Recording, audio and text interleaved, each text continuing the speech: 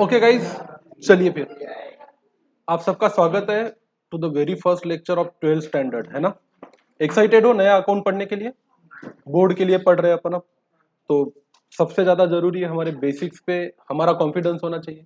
सबसे पहले तो हमारे दिमाग में ये होना चाहिए 11th स्टैंडर्ड में हम जितना भी अकाउंटिंग पढ़े हैं या बुक्स ऑफ बुक कीपिंग और अकाउंटेंसी पढ़े हैं, उसके हमारे सारे कॉन्सेप्ट क्लियर है। और सबसे ज्यादा इंपॉर्टेंट है वो है जर्नल एंट्री। ज्याची जर्नलवर कमांड त्याची जगात डिमांड। जर्नल ही जीवन है। जर्नल सफल जीवन सफल। जर्नल खराब जीवन खराब। तो आइए फिर हमारे बेसिक्स पे भरोसा करते हुए और अपने आप पे भरोसा करते हुए स्टार्ट करते हैं। कौन सा standard? 12th standard Maharashtra state board का। Let's go to the syllabus first.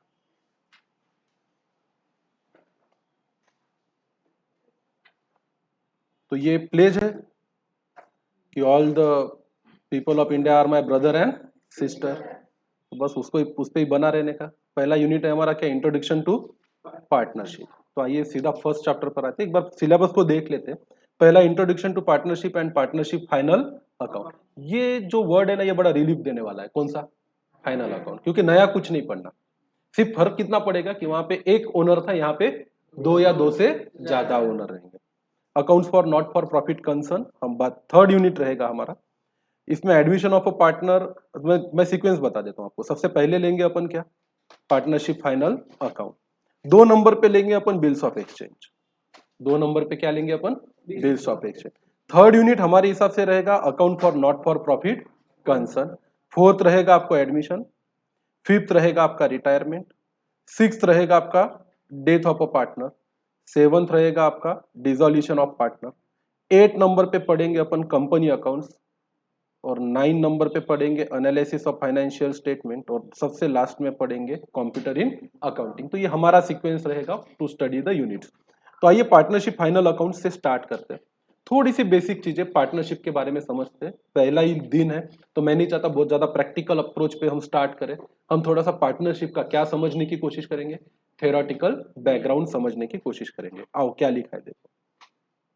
The sole proprietorship has its limitations such as limited capital, limited managerial ability, unlimited liability, no stability, absence of specialization etc. अगर एक sole proprietor अकेला इंसान business कर रहा है तो उसकी कुछ मर्यादाएं हैं, लिमिटेशन है। क्या लिमिटेशन है? पहला तो पैसा लगाने वाला एक ही व्यक्ति है तो कैपिटल कैसा रहेगा? लिमिटेड। भाई धंधा बड़ा करना है, व्यापार बड़ा करना है तो पैसा भी ज्यादा लगेगा। अब एक इंसान अपनी लिमिट के अनुसार कितना पैसा लगा सकता है? लिमिटेड लगा सकता है। पर हाँ, अगर 2 लोग या 3 लोग या 4 लोग मिल जाए तो पैसा भी ज्यादा लगाया जा सकता है। अगर एक इंसान के पास खुद के 10 लाख है लगाने के लिए और बिजनेस में ज्यादा पैसों की जरूरत है तो इंसान लाएगा कहां से? फिर आप सोल प्रोप्राइटर ना रहते हुए किसके बारे में सोचो? पार्टनरशिप। अब 4 लोग आएंगे तो चारों 10-10 लाएंगे तो धंधे में कैपिटल कितना रहेगा? 40 लाख। तो एक लिमिटेशन है सोल प्रोप्राइटरशिप की, वो है हमारा लिमिटेड कैपिटल। दूसरा है लिमिटेड मैनेजरियल एबिलिटी। अब सोल प्रोप्राइटरशिप में एक ही व्यक्ति मालिक रहता है, वही माल खरीदता है, वही माल बेचता है, परचेसिंग भी वही करता है, मार्केटिंग भी वही करता है, बही खाते भी वही लिखता है, हिसाब किताब भी वही करता है, मार्केट पे भी वही ध्यान देता है, काउंटर भी वही संभालता है, माल निकालना भी वही करता है। एवरीथिंग, पूरा का पूरा प्रेशर उसके अकेले पे रहता है। एक इंसान के पास कितनी स्किल हो सकती है? हो सकता है एक इंसान बेचने में बहुत माहिर है पर शायद वो खरीदने में उतना माहिर ना हो सकता है वो खरीदने में बहुत माहिर है, बेचने में बहुत माहिर है, पर उसको हिसाब रखने का उतना ज्ञान नहीं है। तो अगर आपके पास एक से ज्यादा लोग हो जो सारे के सारे विश्वसनीय हो तो आपके पास अलग अलग काम करने के लिए जिसके पास अलग अलग मैनेजरियल एबिलिटी है, ऐसे लोग इकट्ठा हो जाएंगे। और ये एक लिमिटेशन है सोल प्रोप्राइटर का। एक इंसान में जितनी क्षमताएं है उतनी क्षमता से वो काम करेगा। जो काम उसको नहीं आते या तो वो दूसरे के भरोसे पे रहेगा या तो नहीं कर पाएगा। और अकेला बिजनेस करने के नुकसान क्या है? Unlimited liability. अब अनलिमिटेड लायबिलिटी का मतलब क्या है कि अगर आपने आपके बैलेंस शीट में आपके असेट दिखाए 10 लाख के और आपकी लायबिलिटी है 5 लाख की, तो आपको चिंता करने की जरूरत नहीं है क्योंकि आपके एसेट अभी भी ज्यादा है, आपकी लायबिलिटी अभी भी कम है। आपको पैसे चुकाने ही है तो आप अपने एसेट्स को बेच के, बिजनेस के एसेट को बेच के बिजनेस की क्या चुका सकते हो? लायबिलिटी। पर अगर थोड़ा सा प्रॉब्लम आ गया कि हमारे बिजनेस के एसेट से 5 लाख के और हम पे बिजनेस की लायबिलिटी कैपिटल को छोड़ के हो गई कितने की? 10 लाख की, तो ये 5 लाख के एसेट बेच भी दे तो क्या हम लायबिलिटी चुका पाएंगे? क्या नहीं। ऐसे केस में ओनर को अपने ऐसे असेट्स जो उसके पर्सनल असेट्स है, कौन से असेट्स?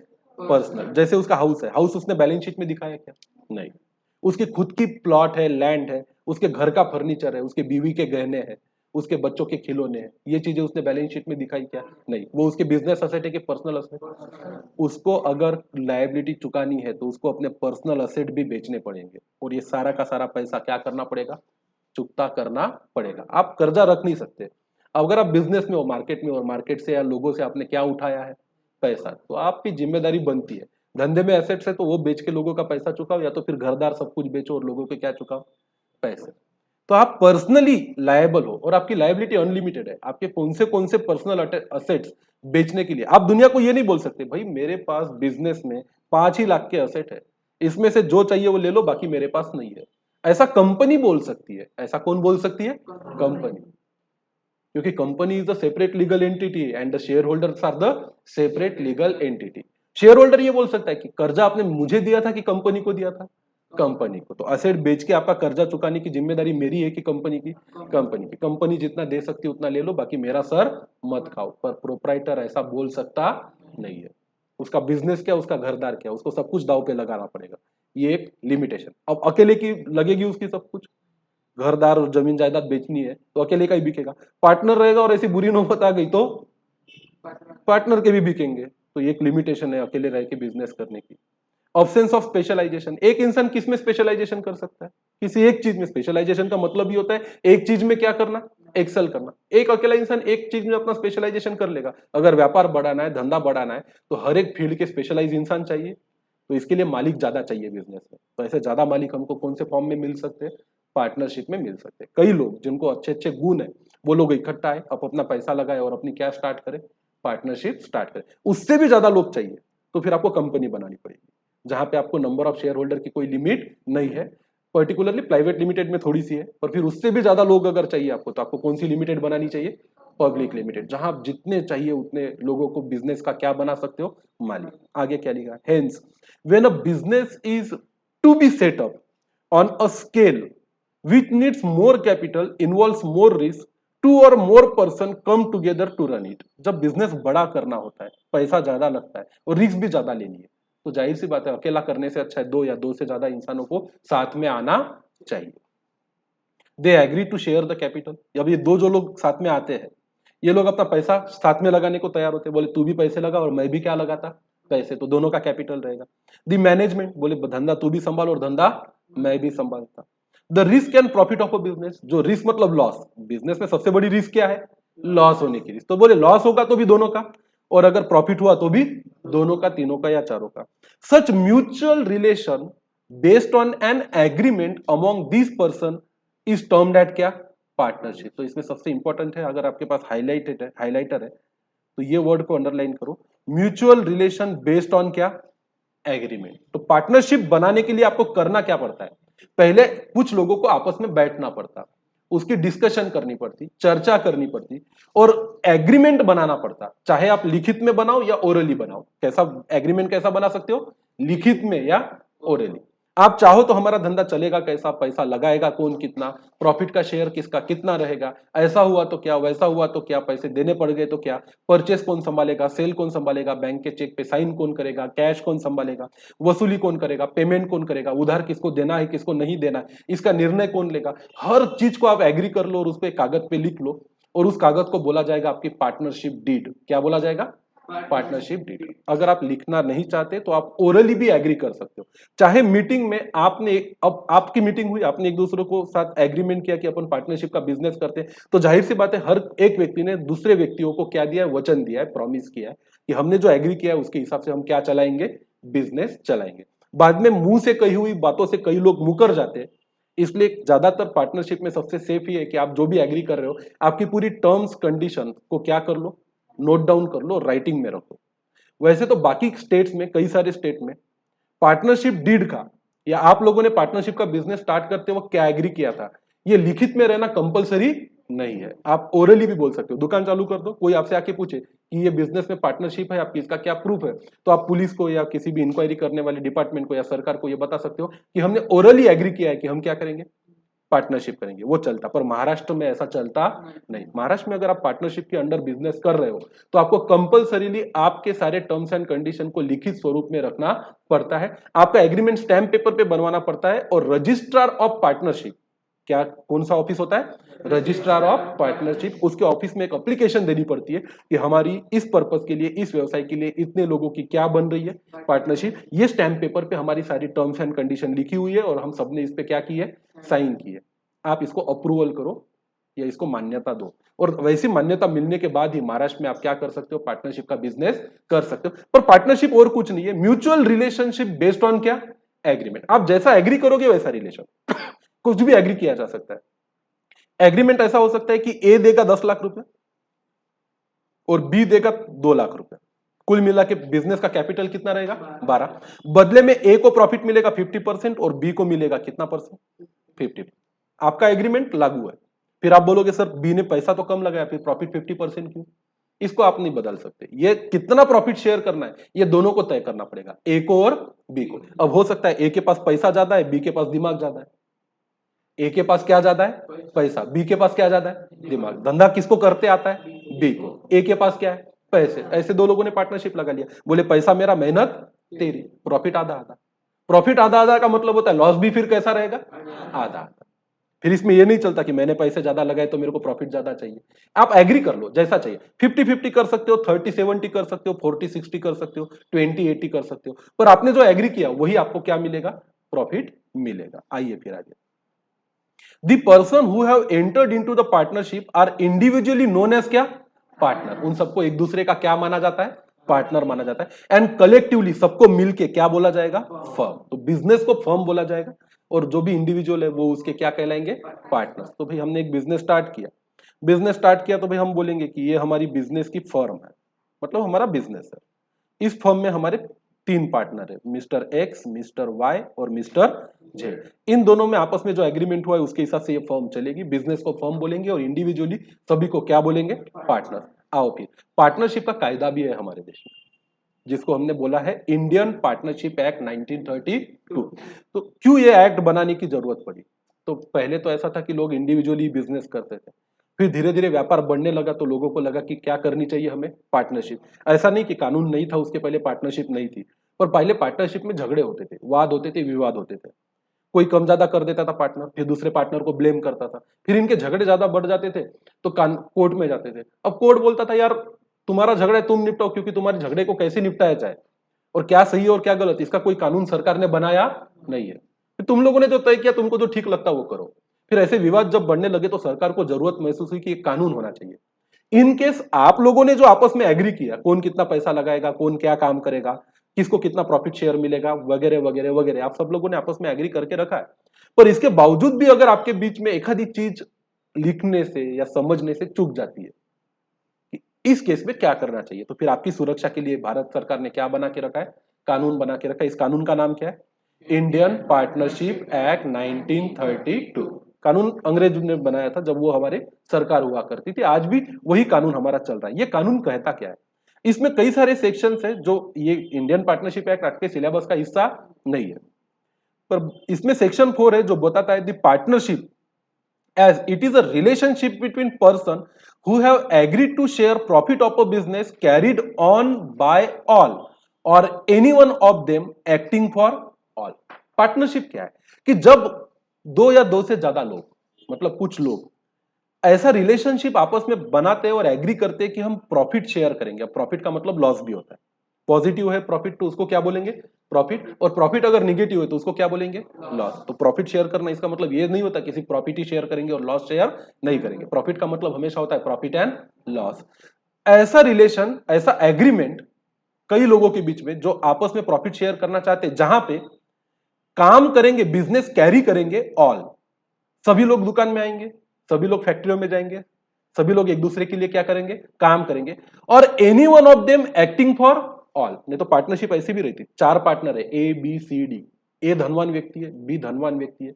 ए ने 50 लाख दे दिए, बी ने 50 लाख दे दिए, सी ने 2 लाख लगाए, डी ने 2 लाख लगाए। ए और बी बोलेंगे भाई पैसा हम लगाते पर हमसे रोज दुकान में आना और काम करना होता नहीं।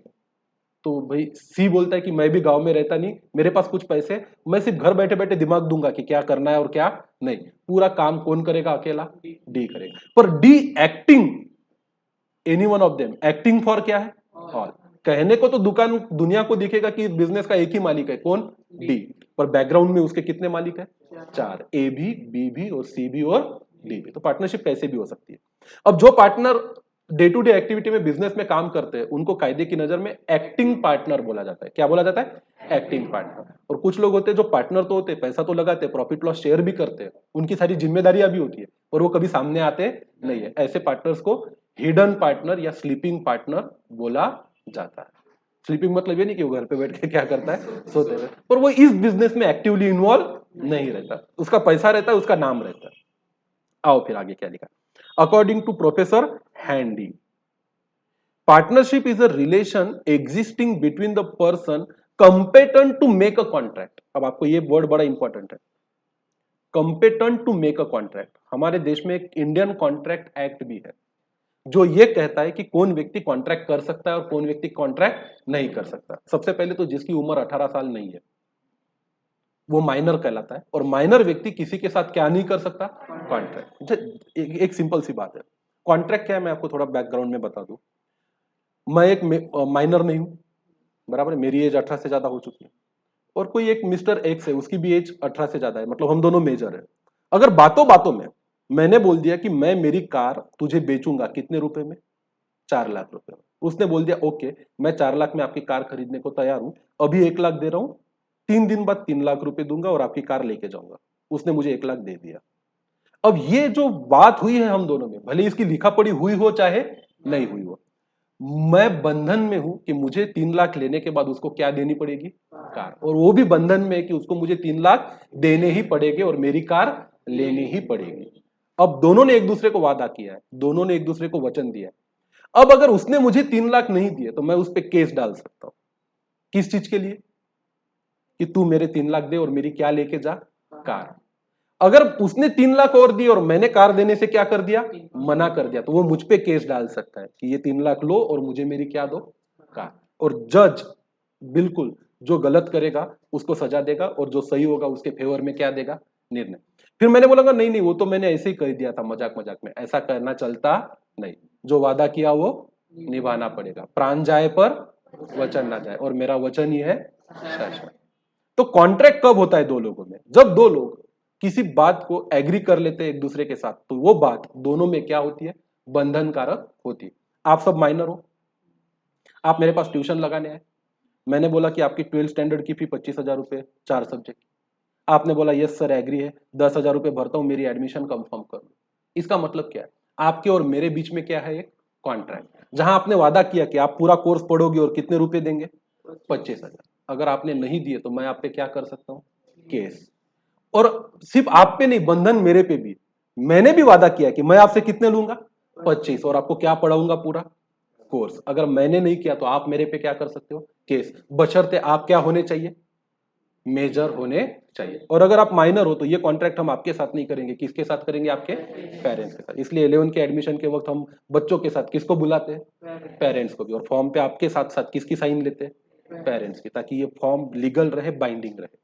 हाँ, पर अगर एक बच्चे के पास खिलौना है और एक बड़े इंसान ने उसके साथ वादा किया कि तू तू तेरा खिलौना मुझे बेच, उसने बोला ठीक है 50 रुपए लगेंगे, तो आदमी ने बोला ये रख 10 रुपए, 40 रुपए शाम को देता और तेरा खिलौना देता। अगर वो आदमी आया क्या लेके? 40। बच्चे ने बोला जा नहीं देता, तेरा खिलौना भी नहीं देता और तेरे 10 रुपए भी वापस नहीं देता, तो बड़ा आदमी कुछ कर नहीं सकता, कुछ नहीं कर सकता, कायदे से कुछ नहीं कर सकता। बड़ा आदमी कहां जाएगा? कोर्ट। किस पे केस डालेगा? बच्चे। क्या बोलेगा? इसने मेरे साथ क्या किया है? कॉन्ट्रैक्ट। सबसे पहले कोर्ट क्या बोलेगा? वो माइनर है, उसको कॉन्ट्रैक्ट करने का अधिकार नहीं है, तो इस व्यक्ति के साथ, माइनर के साथ किया गया कॉन्ट्रैक्ट वॉइड अब इनिशियो होता है। क्या होता है? Void of initio. जैसे ही वो कॉन्ट्रैक्ट हुआ तभी वो वॉइड हो गया, उसकी कोई लीगल वैलिडिटी नहीं है, क्योंकि कायदे से कोई भी माइनर कोई भी किया हुआ वादा पूरा करने के लिए बंधन में नहीं है। इसलिए हमारे हिंदू मैरिज एक्ट में माइनर की शादी भी क्या होती है?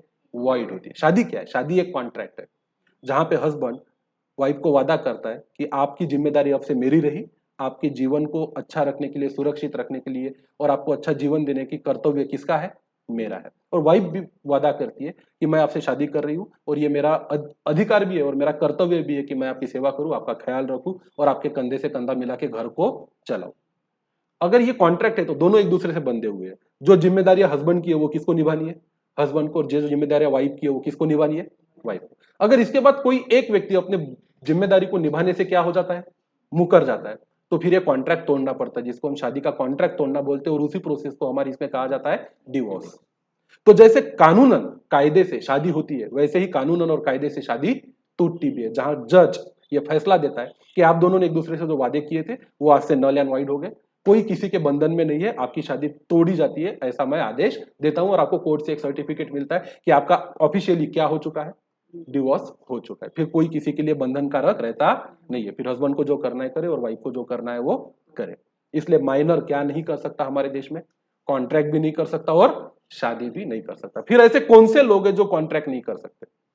एक माइनर नहीं कर सकता, एक ड्रंकार्ड और एक पगला इंसान। ड्रंकार्ड मतलब एक ऐसा इंसान जो है अच्छा और वो नशे की हालत में अगर है, किसी को क्या रहती? पीने की आदत रहती। अब आप एखादे को दारू पिला दो और उसके 1 करोड़ के घर का सौदा उसके साथ 30 लाख में कर लो, उसने हो भी बोल दिया पी के, दूसरे दिन बोले कल तो हो बोला था, तो वो जो पियक्कड़ इंसान है वो कोर्ट में जाके ये साबित कर देगा कि जब मैंने हो बोला था तब मैं नशे में था। तो कायदे से जो व्यक्ति नशे में होता है उसके साथ आपको कॉन्ट्रैक्ट करना नहीं चाहिए। इसमें आप ये केस कभी जीत पाओगे नहीं। एक होते पागल। पागल मतलब अपन बातों बातों में तो मैं तुम सबको बोलता हूं, कुछ भी अगाऊपना किया तो क्या बोल देता हूं? पागल। इसका मतलब आप पागल हो, ऐसा नहीं होता। पागल होने का सर्टिफिकेट मेडिकल कॉलेज से मिलता है, बाकायदा उसकी टेस्ट होती है। नहीं, आप में से कुछ लोग एलिजिबल है उसके लिए और डिटेल में चेक कराओ तो पागलपन का सर्टिफिकेट आपको मिल सकता है। अपने आप को कमजोर मत समझो, है आप लोगों में कई वाले परफेक्ट पागल के गुण मैंने देखे। पर चलो ऐसा है कि अगर मेडिकल ऑफिसर ने, गवर्नमेंट मेडिकल कॉलेज ने किसी व्यक्ति को किसका सर्टिफिकेट दिया है? मेंटल होने का सर्टिफिकेट दिया है या पागल होने का सर्टिफिकेट दिया है। अब ऐसे पागल बड़े खतरनाक रहते सोसाइटी में, समाज में, अंदर से पूरा दिमाग के स्क्रू हिले हुए होते और बड़े अच्छे रहते, पर बीच बीच में उनको क्या आते? झटके आते। फिर वो क्या कर देंगे इसका कोई भरोसा नहीं है, उनकी ट्रीटमेंट चल रही होती है। ऐसे व्यक्ति को जब ज्यादा ही खतरनाक हो तो फिर बाहर समाज में घूमने की क्या नहीं होती? इजाजत। उसको उठा के डाल देते आगरा। आगरा में पता है भारत का सबसे बड़ा क्या है? एक पागल खाना, जहां ऐसे पागल जो समाज में रहने के लायक नहीं है। अब कुछ भी कर सकता है पागल। लिया कैंची, कुछ काटने का मन कर रहा है, सामने जो दिखा उसकी नाक काट डाली, क्या करोगे आप लोग? तो ऐसे लोग रिस्की होते हैं। ऐसे लोगों के साथ क्या नहीं कर सकते आप? कॉन्ट्रैक्ट नहीं कर सकते। तो किसके साथ कॉन्ट्रैक्ट नहीं कर सकते? माइनर के साथ।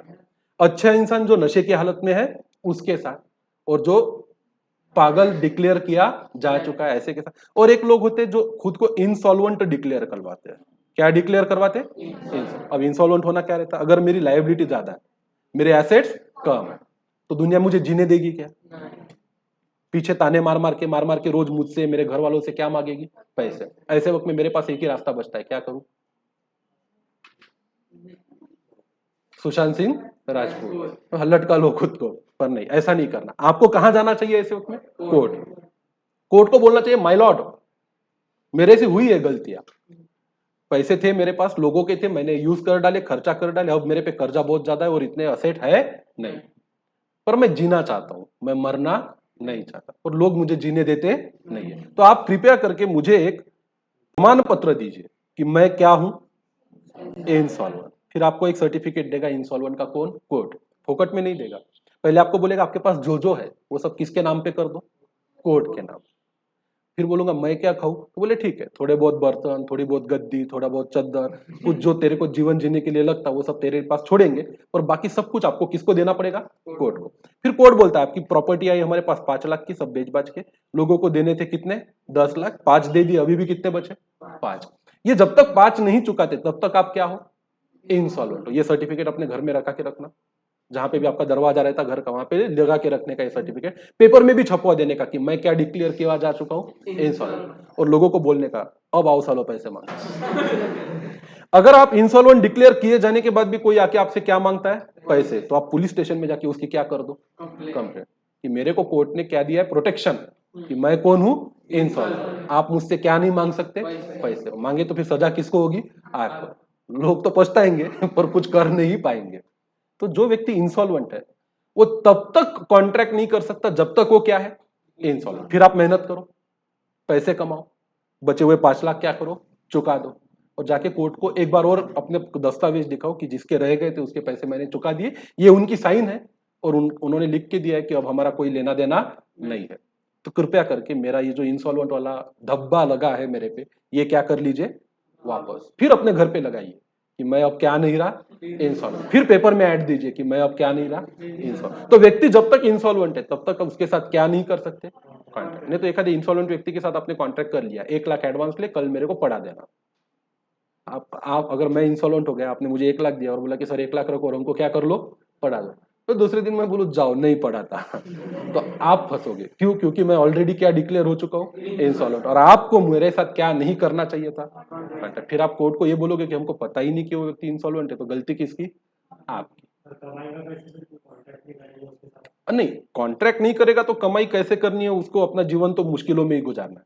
फिर एक छोटी सी दुकान लगा लो कहीं पे, माल अपने पास नकदी में खरीदो और नकदी में क्या करो, बेचो। नहीं तो जॉब कर लो कहीं, नहीं तो कहीं पे जो देना चाहता है आपको उसके पास क्या कर लो, नौकरी। या आपके पास स्किल है, जो है जैसा है वैसा है, जैसा तैसा करके कमाओ, या तो फिर इंसॉल्वेंट हो, इंसॉल्वेंट ही मर जाओ, फिर आपके पास कोई रास्ता नहीं है। पर आप कॉन्ट्रैक्ट नहीं कर सकते। फिर जो कॉन्ट्रैक्ट नहीं कर सकते ऐसे लोगों को छोड़ दिया तो बाकी लोग क्या कर सकते हैं, कॉन्ट्रैक्ट। उसको बोला जाता है कायदे में competent person, competent to make क्या, कॉन्ट्रैक्ट। मतलब जो व्यक्ति इन कैटेगरी में नहीं आता वो एक दूसरे के क्या बन सकते हैं, पार्टनर्स बन सकते हैं। Who agreed to carry on the lawful business। Partnership हमेशा कौन से बिजनेस की होनी चाहिए, लॉफुल। नहीं तो तू और मैं पार्टनर है और जिसने भी बोला सुपारी दी उसको टपकाने का क्या करेंगे, काम, या जुए का क्या चलाएंगे, अड्डा, या मटका चलाएंगे, या 2 नंबर के काम करेंगे, गलत काम करेंगे, खंड नहीं वसूलेंगे लोगों से, बच्चों को किडनैप करेंगे और उनके माँ बाप से क्या मांगेंगे, पैसा। लॉस भी हुआ तो आधा आधा और प्रॉफिट भी हुआ तो आधा आधा। महाराष्ट्र में गुटखा बंदी है, हम गुटखा लाएंगे ब्लैक में और बेचेंगे ब्लैक में। ऐसे चीजों की पार्टनरशिप को लॉफुल पार्टनरशिप बोला जाता नहीं है। कानून के नजर पार्टनरशिप है आपकी, पर वो क्या नहीं है, लॉफुल नहीं। इसमें एक इनकम टैक्स एक्ट भी है अपने देश में। कौन सा कानून है, इनकम। अगर दो लोगों ने अनलॉफुल बिजनेस की पार्टनरशिप कर डाली कि भाई बच्चों को किडनैप करेंगे और उनके माँ बाप से क्या मांगेंगे, पैसे, और बाद में उन दोनों में क्या हो गए, झगड़े कि तेरा शेयर कितना और मेरा शेयर कितना, तो भाई कोर्ट तो उनको सजा देगा किडनैपिंग के केस में, पर इनकम टैक्स वाले आएंगे, बोले आपने बिजनेस किया ना, पैसा कमाया, हमको क्या होना उस पर, टैक्स। इनकम टैक्स वाले बिजनेस को लीगल या अनलीगल या लॉफुल या अनलॉफुल ऐसा गिनते नहीं है। उनको बस इतना पता चलना चाहिए कि आपने क्या कमाया, पैसा, तो हमको क्या चाहिए, टैक्स। फिर आप मर्डर करके पैसा कमाओ, गलत काम करके पैसा कमाओ, या जुआ खेल के पैसा कमाओ, या लॉटरी जीत के पैसा कमाओ, पैसा कमाया तो हमको क्या दो, टैक्स। खैर चलो, इनकम टैक्स हमारी पढ़ाई का हिस्सा नहीं है। तो कौन पार्टनरशिप कर सकता है, कंपेटेंट पर्सन एक दूसरे के साथ क्या कर सकते हैं, partnership. Who agree to carry a lawful business in a common with a view to earn the private gain. Partnership हमेशा मुनाफा कमाने के लिए की जाती है, समाज की सेवा करने के लिए की जाती नहीं है। अब फीचर्स क्या है एक फर्म के, यहां से शुरू करते हैं। एक फर्म के लिए जरूरी होता है क्या करना, महाराष्ट्र में पर्टिकुलर एग्रीमेंट से शुरुआत करते हैं। आओ नीचे देखते हैं। तो फीचर्स ऑफ पार्टनरशिप, पहला तो पार्टनरशिप क्या है, कई लोगों में किया गया, आपस में किया गया agreement. The partnership is a result of a agreement between क्या, partners. It could be a written और ओरल। एग्रीमेंट दो लोगों में या तो रिटर्न हो सकता है या तो क्या हो सकता है, ओरल हो सकता है।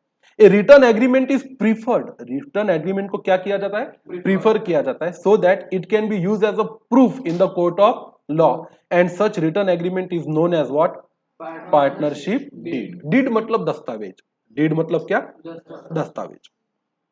नंबर ऑफ पार्टनर कितने रह सकते हैं, इस पे सब पे एमसीक्यू बनते हैं। Minimum 2 partners are needed. भाई अकेला इंसान खुद के साथ क्या नहीं कर सकता, पार्टनरशिप। मैं मेरा फेवरेट हूं, मैं मेरा बेस्ट फ्रेंड हूं, मैं सब कुछ हूं, ऐसा सब चलता नहीं। बोले तू अकेला है, तू अकेला ही रहे।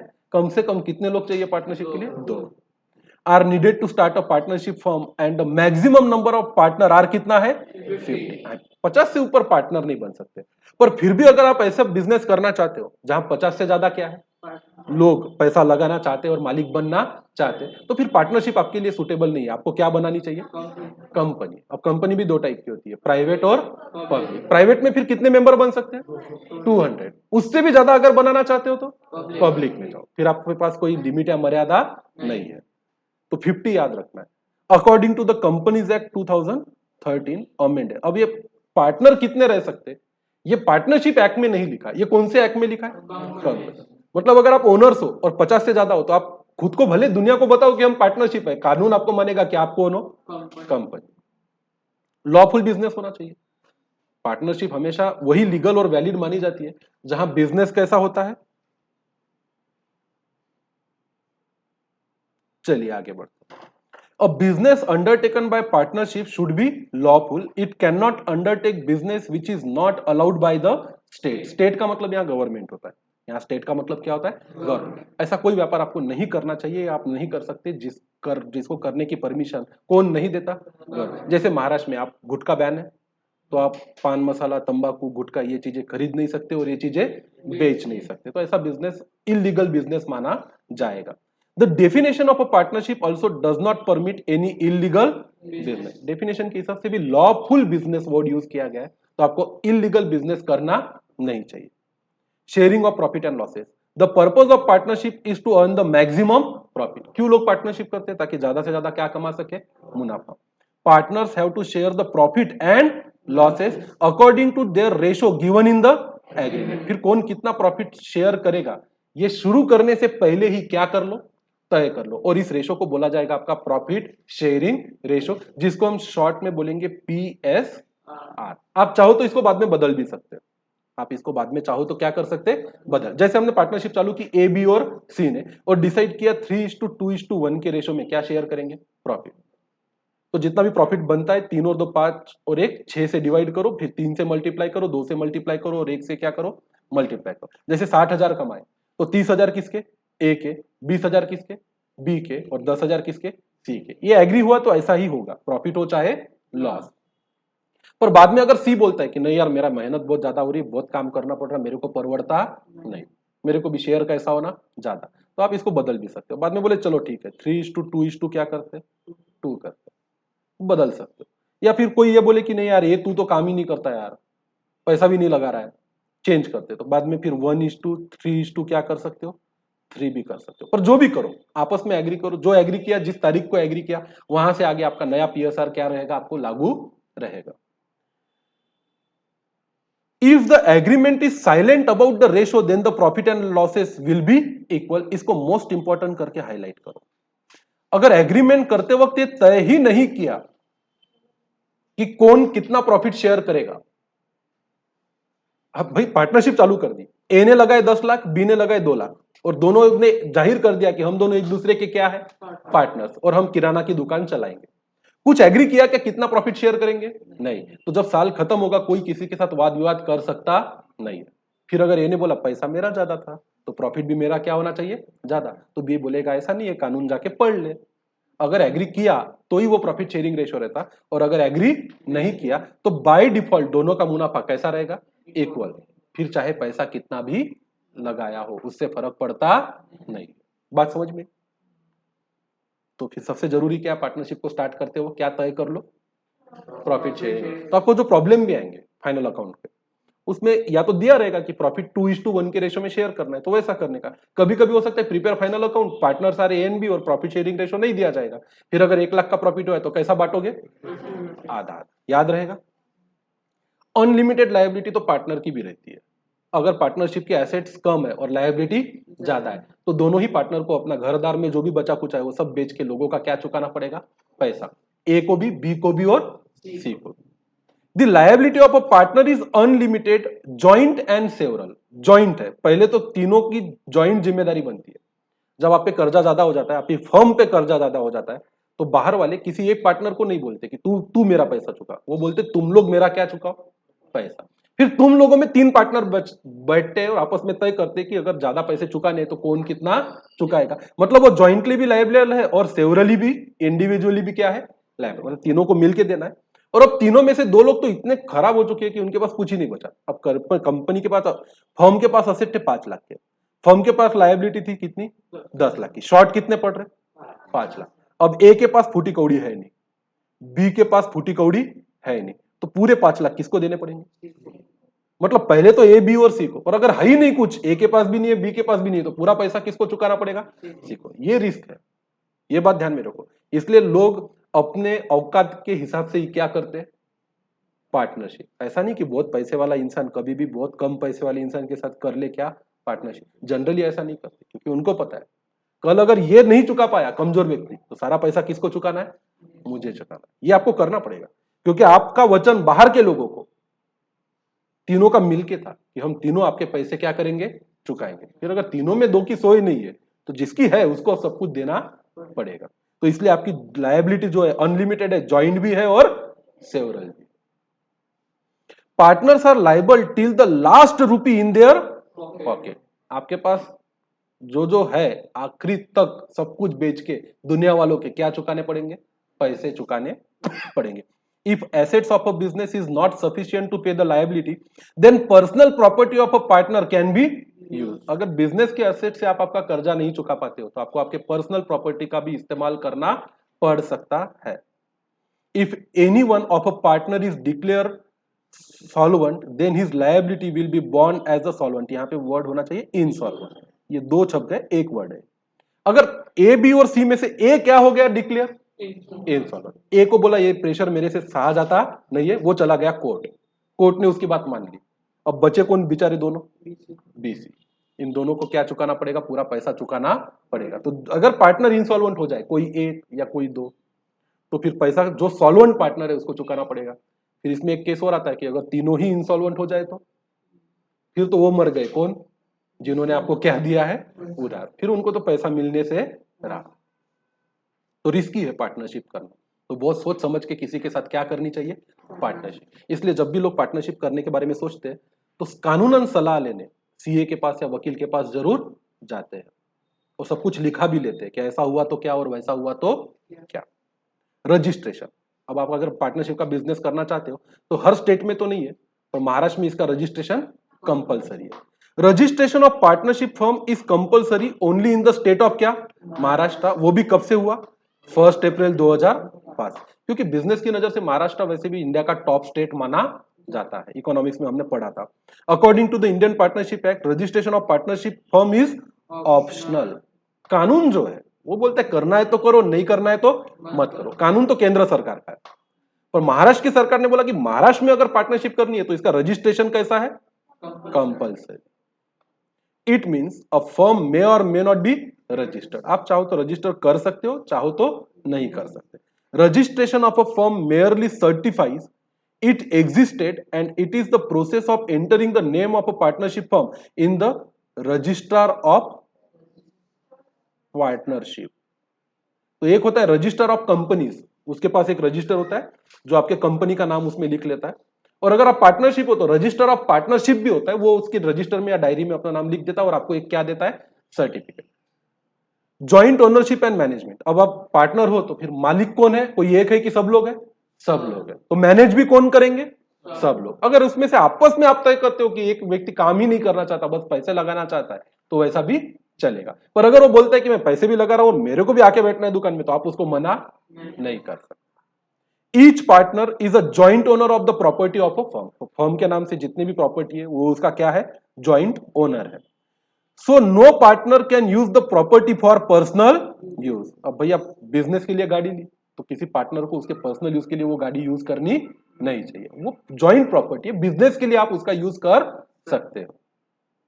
All partner have equal right in maintaining the firm. भाई पैसा कोई कितना भी लगाए, प्रॉफिट कोई कितना भी शेयर करे, पर बिजनेस चलाने का अधिकार सबको कैसा है, इक्वल है। फिर आप चाहे आपस में बांट लो कि मैं सिर्फ बेचने का काम देखूंगा, तू सिर्फ खरीदने का काम देख, और तू सिर्फ वसूली का काम देख, तो फिर जो तय हुआ है वो करो। अदरवाइज कुछ तय नहीं किया तो सभी को अधिकार है फर्म के नाम से माल खरीदने का, फर्म के नाम से माल बेचने का, उधारी में खरीदने का, उधारी में बेचने का, और जिसको उधारी में बेचा उससे क्या लेने का, पैसे लेने का। सबको समान अधिकार है। So all partners are jointly responsible for the management of a firm। Jointly responsible है मतलब आपकी जिम्मेदारी है कि अगर आप पार्टनर हो तो आपको फर्म को जॉइंटली ही मैनेज करना है। फिर इसमें से एक आधा पार्टनर उठता ही नहीं, सुबह आता ही नहीं, दुकान खोलने का टाइम है 10 बजे, वो पार्टनर खुद आता 2 बजे, फिर 4 बजे चला जाता, बाकी के 2 पार्टनर उसे कंटाल गए। तो ऐसे केस में 2 पार्टनर मिलके बचे हुए एक पार्टनर को निकाल भी सकते हैं। क्यों? क्योंकि हमने वादा किया था कि हम सब लोग जॉइंटली बिजनेस की रिस्पॉन्सिबिलिटी लेंगे। तुम नहीं ले पा रहे, मतलब तुम क्या तोड़ रहे हो? आपस का एग्रीमेंट है, कॉन्ट्रैक्ट तोड़ रहे हो, तो तुम निकल जाओ भैया, तुम्हें पार्टनर रहने का कोई अधिकार नहीं है। पर उसकी अकाउंटिंग कैसे होती है, ये परिस्थितियां कैसे होती है, ये आगे आने वाले चैप्टर में हम पढ़ेंगे या देखेंगे। प्रिंसिपल एंड एजेंट होता है। अब देखो, what is the meaning of principal and agent? तो मेरी एक सोल प्रोप्राइटरशिप की दुकान है, मैं उसका मालिक हूं, तो मैं उसका कौन हूं? प्रिंसिपल। मेरे दुकान में एक नौकर काम करता है, तो वो नौकर मेरे एजेंट के तौर पे काम करता है कि नहीं करता? अब सिंपल है कि मेरे दुकान में एक ओनर है, एक नौकर है। अब नौकर ने फोन किया पार्टी एक्स को कि भैया माल भेज दो 10,000 का। एक्स पार्टी को मालूम है कि ये इस दुकान का नौकर है और उनका एजेंट है, और मालिक ने भी इस बात को पुख्ता किया है कि भाई ये हमारा एजेंट है। तो एजेंट ने बोल दिया पार्टी एक्स को कि माल भेज दे, पार्टी एक्स ने 10,000 का क्या भेज दिया? माल। फिर मालिक क्या बोलता है? एक्स पैसे मांगेगा कुछ दिनों के बाद कि मैंने माल भेजा था, मुझे क्या दो? पैसे। अब अगर ऐसे केस में बिजनेस के मालिक ने ये बोला मैंने ऑर्डर दिया था क्या? मालिक कौन है धंधे का? मैंने ऑर्डर दिया था क्या आपको माल भेजने का? वो बोलेगा नहीं, ऑर्डर किसने दिया था? आपके एजेंट ने। तो मालिक बोलेगा जाओ फिर एजेंट से पैसे लो, मुझे क्यों मांग रहे हैं? तो ये जो एक्स है ये क्या बोलेगा? साहब ऐसा नहीं होता, ये आपका एजेंट है, ये दुनिया को किसने बताया? आपने। तो जैसे आपके किए गए काम आपके बिजनेस के लिए और आप पे बंधन कारक है, वैसे आपके एजेंट के द्वारा किए गए काम भी आप पे और आपके बिजनेस पे क्या है? बंधन कारक है। आप मुकर नहीं सकते। अब कितने बिजनेस ऐसे होते हैं जहां मालिक धंधे पे बैठता है और नौकर वसूली पे जाता है, पैसा लेता है नौकर, एजेंट, रिसिप्ट बनाता है कौन? एजेंट। तो क्या आपने एजेंट को पैसे दिए और मालिक बोले कि यार उसको क्यों पैसे दिए? क्योंकि इसलिए दिए क्योंकि मालिक ने बताया था ना कि ये मेरा क्या है? एजेंट है, इसलिए तो भरोसे पे पैसे दिए हमने। अब आप बोलते हो कि उसको दिए तो मेरे को नहीं मिले पैसे, मैं आपकी पावती नहीं बनाता, आपके पैसे मुझे आए नहीं। ऐसा चलता नहीं है भाई दुनिया में। अब आपको मालूम है मेरी कोचिंग क्लास में अगर मैं ओनर हूं तो शिवाजी भैया जो बैठते हैं ऑफिस में वो एजेंट है कि नहीं है? ये मैंने भले आपको बताया नहीं मुंह से कि वो मेरा एजेंट है, पर उसका इंप्रेशन ऐसा है ना कि आप भी जानते हो कि सर नहीं रहे तो आप फीस किसको दे सकते हो? ऑफिस में दे सकते। फिर आपने एक दिन फीस दी, उसने पैसे लेके भाग गया, फिर मैं बोलूंगा कि आपको डबल फीस देनी पड़ेगी क्योंकि वो फीस मेरे पता ही नहीं, तो आप मेरे सर पे फोड़ोगे कि नहीं एक बड़ा सा बस्ता निकाल के अपना? अरे क्या सर, आपका आदमी पैसे लेके भाग गया, वो किसकी प्रॉब्लम है? आपकी। आपके एजेंट ने आपको धोखा दिया तो इसमें हमारी कोई गलती है क्या? नहीं। तो एक बात ध्यान में रखना, जब आप दुनिया को यह बताते हो कि मैं मालिक हूं और ये मेरे क्या है? एजेंट, तो आपके द्वारा किया गया काम भी आपके लिए बंधनकारक है, आपके एजेंट के द्वारा किया गया काम भी आपके लिए क्या है? बंधनकारक। इसलिए किसी को अपना एजेंट बनाने से पहले सोच ले, समझ ले। कभी कभी आप पेपर में इश्तिहार देखते होंगे, बहुत सारे बिजनेस इश्तिहार देते हैं कि मैं mister x y z, paper में ऐड देता हूं कि मिस्टर पी क्यू आर ये मेरे दुकान में पहले काम करता था, अब हमने उसको काम से निकाल दिया है, कृपया करके उसके साथ कोई व्यवहार ना करें, उसके साथ किए गए व्यवहारों के लिए हम जिम्मेदार नहीं रहे। तो जब आप दुनिया किसी को एजेंट बनाते हो तो दुनिया को बताते हो कि ये मेरा क्या है? एजेंट। और जब आप एजेंट के साथ अपनी रिलेशनशिप तोड़ते हो तो भी आपको दुनिया को बताना पड़ता कि अब ये मेरा क्या नहीं रहा? एजेंट। फिर चाहे बाहर का व्यक्ति आपके साथ कोई व्यवहार करे या आपके एजेंट के साथ, पूरी जिम्मेदारी किसकी बनती है? आपकी। तो इसमें क्या लिखा है? Part principal and agent. हर पार्टनर उस बिजनेस का मालिक भी है, मतलब कौन है? प्रिंसिपल है, और साथ ही साथ उस बिजनेस का क्या है? एजेंट भी। मतलब फिर 3 लोग अगर पार्टनर है, दुनिया को पता है 3 पार्टनर हो, और सी पार्टनर ने किसी को ऑर्डर दे दिया और उसने बिजनेस पे लायबिलिटी खड़ी कर दी।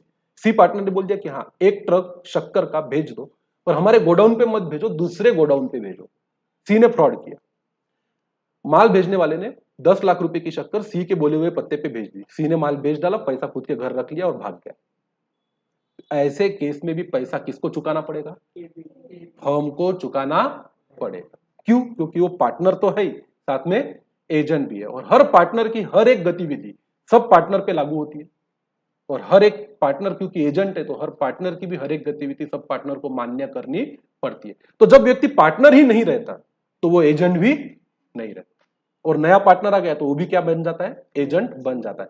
मतलब अगर बिजनेस में पार्टनरशिप फर्म के साथ आपको व्यवहार करना है तो कोई एक पार्टनर भी आपको बोल दे कि भाई माल भेज दे, और आपने भेज दिया, तो आप चिंता मत करना, आपने उस अकेले इंसान को माल दिया नहीं है, आपने उन सब पार्टनर्स को क्या दिया है? माल, और आपको पूरा अधिकार है कि आपके दिए हुए माल का पैसा आप पूरे पार्टनर से क्या कर सको, वसूल कर सको। अगर उसमें से किसी एक पार्टनर ने फ्रॉड किया तो फिर वो उनके आपस की प्रॉब्लम है, वो लोग देखेंगे, और उनकी ज्वाइंट जिम्मेदारी है कि आपका क्या चुकाए, पैसा चुकाए। देखो क्या लिखा है, each partner work in two fold capacity, हर पार्टनर की दो जिम्मेदारियां होती है, that is principal and agent. वो तो प्रिंसिपल भी है, बिजनेस का मालिक भी है, और बाकी के पार्टनर्स का एजेंट भी है, बिजनेस का एजेंट भी है।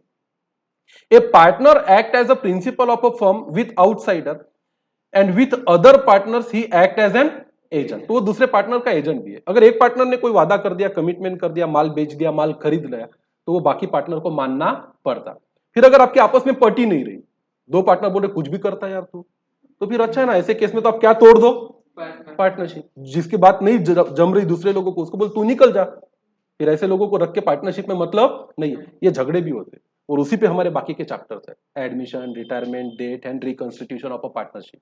उसकी भी अकाउंटिंग करनी पड़ती, जो आ रहा है उसका हिसाब करना पड़ता, जो जा रहा है उसका भी हिसाब करना पड़ता। डिसॉल्यूशन क्या होता है, पार्टनरशिप जैसे बनती है कायदे से, वैसे खत्म भी होती है क्या, कायदे से। तो पार्टनरशिप फर्म को जब आप बंद करना चाहो तो उसको कानूनन लैंग्वेज में बोला जाता है क्या, डिसॉल्यूशन।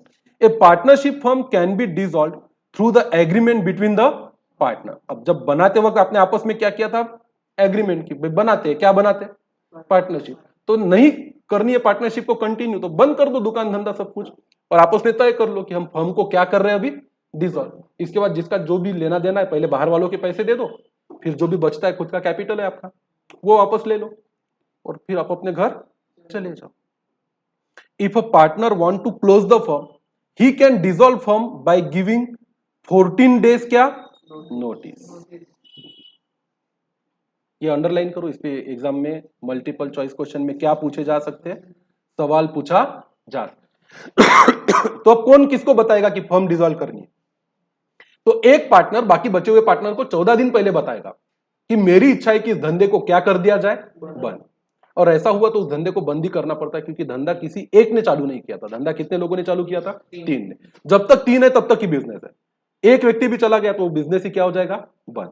फिर ऐसे इसमें अगर एबीसी में से ए नहीं चाहता कि मैं क्या रहूं, पार्टनर, तो एबीसी वाला बिजनेस पूरा बंद हो जाता।